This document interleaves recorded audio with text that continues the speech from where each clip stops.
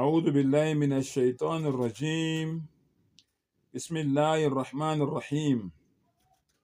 يخرجهم من الظلمات إلى النور. Ngicela Allah angivikele kusathane ongathandwa. Egameni lika Allah onomusa onesihawu.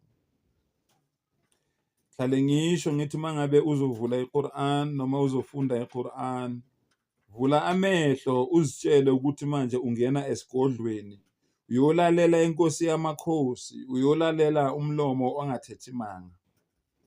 Kuleli verse ke leli engiqeda ukukhuluma ngalo manje, umdali uthi yukhrijuhum minadh-dhulumat. Allah umdali uzonikhipha ebumnyameni ila nur, anilethe kuphi? Ekukhanyeni.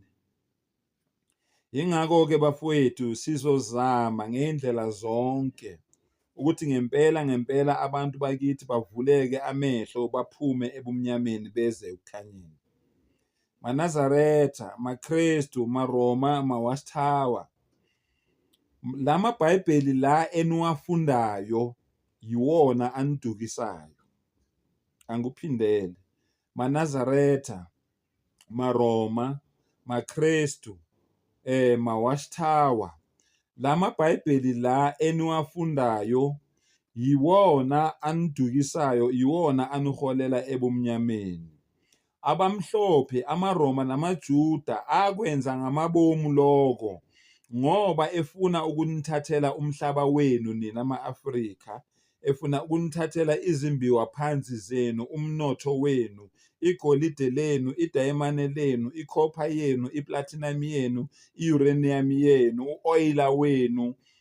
Singabala singaqedi konke, yilayisi, yikhofi, yilahle, konke singabala singaqedi. Ukuze konke lokho bakuzuze kube okwabo, abamhlophe basebenzisa iBhayibheli. Yingakho namhlanje amaNazaretha aphithene amakhanda, awazi ukuthi enzani. Yingakho namhlanje amaKristu aphithene amakhanda, awazi ukuthi enzani. Yingakho namhlanje amaRoma aphithene amakhanda, awazi ukuthi enzani. Yingakho namhlanje amawasithawa ephithene amakhanda, abazi ukuthi benzani. Yingakho namhlanje amaHindu laba abakhonza izithombe baphithene amakhanda, abazi ukuthi benzani. Inkinga ingeBhayibheli. Uma ngake ngibuze nje umbuzo, kungangaki nginenzela amavideo ngikhuluma ngeQuran kwiQuran, ngikhuluma ngeQuran kwiQuran, kodwa angaze ngizwe noyedwa umKristu noma umNazaretha noma umRoma noma umwasithawa ekhuluma ngeBhayibheli eBhayibhelini? Alikho. Uma ungabuza amaRoma namawasithawa namaNazaretha namaKristu ukuthi liyini iBhayibheli, igama elithi iBhayibheli lithathelwaphi, lisuka kuphi, yini iBhayibheli, bayingcosana bazokuphendula. Kodwa bakholelwe eBhayibhelini, into abangayazi kwabona self ukuthi yaqhamuka kuphi. Uma ungabuza umNazaretha, ubuze umRoma, ubuze umwasithawa, ubuze umJuda, ubuze bafowethu, ubuze umKristu ukuthi ivesi yokuqala yeBhayibheli, iBhayibheli mangabe lifika emhlabeni la lafikela khona, yayithini ivesi yokuqala? Ngangitsheli ngoGenesis. Ngangitsheli ngoGenesis. Genesis akuyona ivesi yokuqala. Okokuqala nje uGenesis akulona iBhayibheli. Incwadi eseBhayibhelini uGenesis, akulona iBhayibheli uGenesis, incwadi eseBhayibhelini.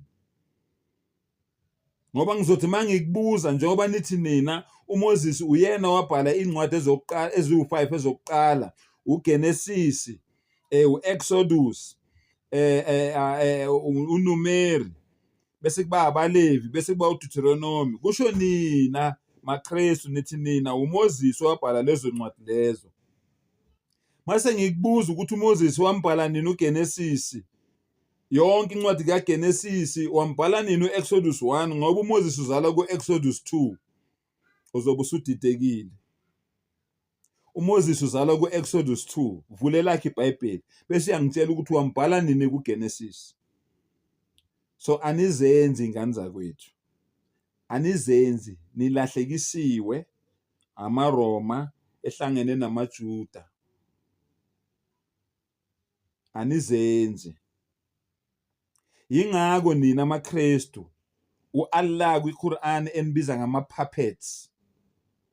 Yazi ukuthi yini puppet?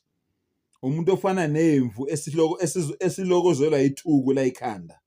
Yabona imvu mangabe isilokozelwa ithuku la ikhanda, ihamba ihloma noma kusiphi isihlahla ehlangana naso, ngoba ithuku liyalokoza kumnyama ebusweni benkawu, ayisaboni la iya khona. Ihamba ihloma yonke indawo, nasesihlahleni esinamevi yayihloma. uAllah uthi amaKristu abantu abanjalo bahambe behlomeka nje, abazi ukuthi benzani. NamaRoma la eSouth Africa same ayafana namaKristu. AmaNazaretha nawo ayayifanela nje namaKristu. Amadlela ndawonye bonke labantu labo, kodwa bazenze okuclever. AmaNazaretha azenze ongqesta bamaKristu, amaKristu azenze ongqesta bamaNazaretha, amaRoma azenze ongqesta bamaKristu namaNazaretha, amaWatchtower azenze ongqesta bamaKristu namaNazaretha.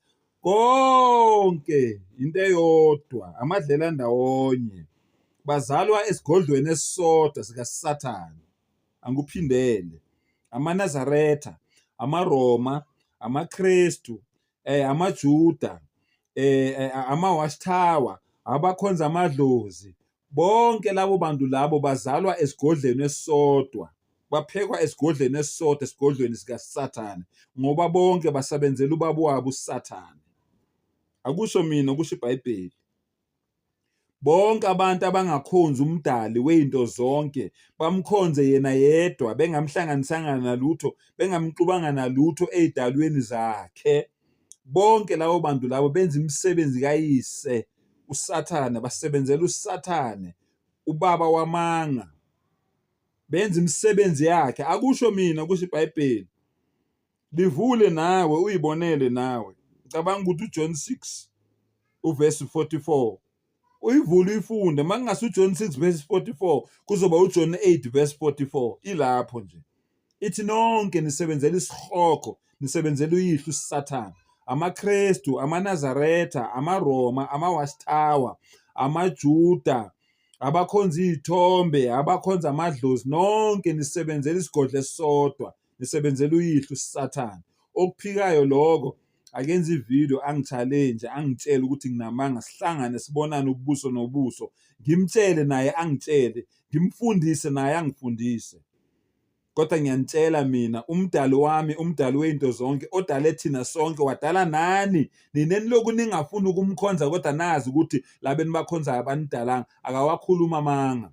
Makathi iQuran wayilethe emhlabeni, walethe izithunywa zakhe ukuthi zizosikhipha ebumnyameni zisidonsele ekukhanyeni. Umdala ngeke wakhuluma amanga. Sengivala ngiyaphinda. MaNazaretha nonke nesihogweni,